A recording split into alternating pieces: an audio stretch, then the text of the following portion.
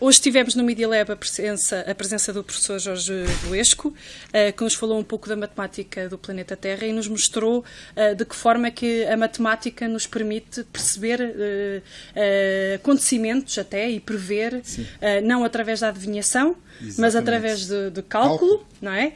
Aquilo que pode acontecer. Deu aqui alguns exemplos, nomeadamente em termos de desequilíbrio da fauna e da flora, inclusivamente algumas catástrofes, sim, epidemias.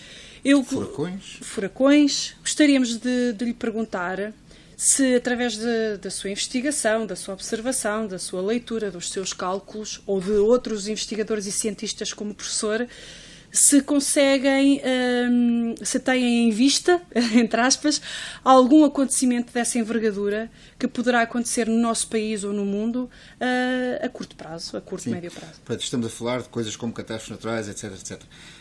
Isso, por acaso, é uma coisa que, bem, em termos de meteorologia, isso é um assunto fascinante do ponto de vista matemático, que tem a ver com aquilo que se chama de fenómenos caóticos e o efeito borboleta, que se calhar já ouviu falar, e que faz com que, foi uma coisa que foi descoberta precisamente por um meteorologista, que é um assunto de investigação matemática e que faz com que a gente não consiga, nem sequer daqui a 10 anos, nem a 20, nem a 30, nós neste momento temos previsões a 5 dias, e não conseguimos mais do que isso. Vai ser impossível mais do que isso. Se calhar daqui a 50 anos conseguimos a 6 dias, mas não mais. Não mais do que 10 dias. É impossível chegar aos 10 dias de antecedência, por exemplo. Em meteorologia. Isso também tem influência, por exemplo, na questão das previsões climáticas. Os modelos climáticos, que usam exatamente as mesmas equações, são muito debatidos. A sua validade é muito debatida porque são as mesmas equações a 100 anos, um prazo de 100 anos, e, portanto, é muito difícil saber se, de facto, estamos a falar de previsões científicas ou não. Outro tipo de coisas, como, por exemplo, quando o furacão está em desenvolvimento, prever a sua marcha, já são mais factíveis, porque são fenómenos a relativamente curto prazo. Por outro lado, por exemplo, se pensar em tsunamis ou terremotos, etc., como é que a parte meteorológica, como é que a gente faz? A gente tem sondas, balões, temos uma rede, como se fosse uma rede em todo o globo, dos 0 aos 100 km, uma rede com observações. Mas debaixo da Terra não temos. Portanto, a gente não consegue prever tremores de terra. A gente não consegue simplesmente prever tremores de terra. Porque os tsunamis apanham toda a gente de surpresa.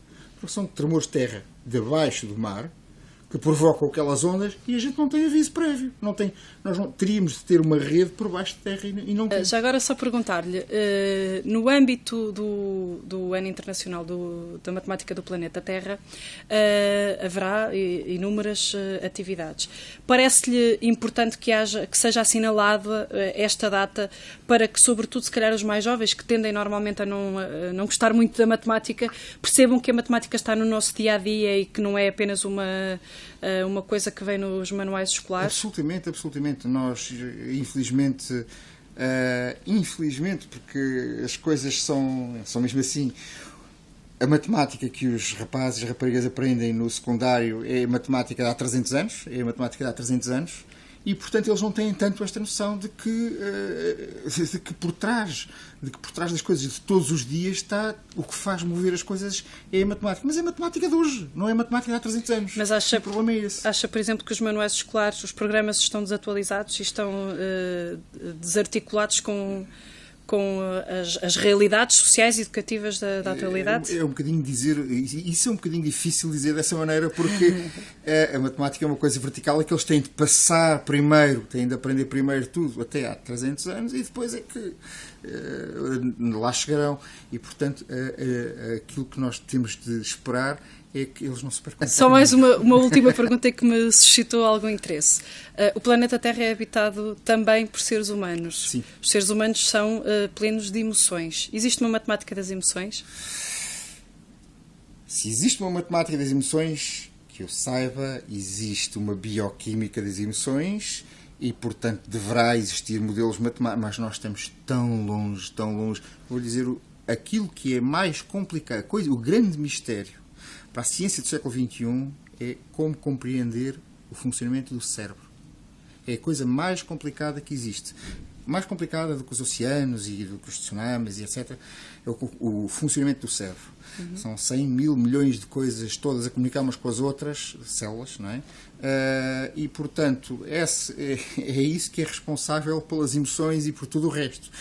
É provavelmente o objeto matemático mais difícil de modelar que a gente alguma vez já encontrou. Portanto, a resposta é sim, mas isso aí é que vai ser para o século XXII. Ok, muito obrigada, professor.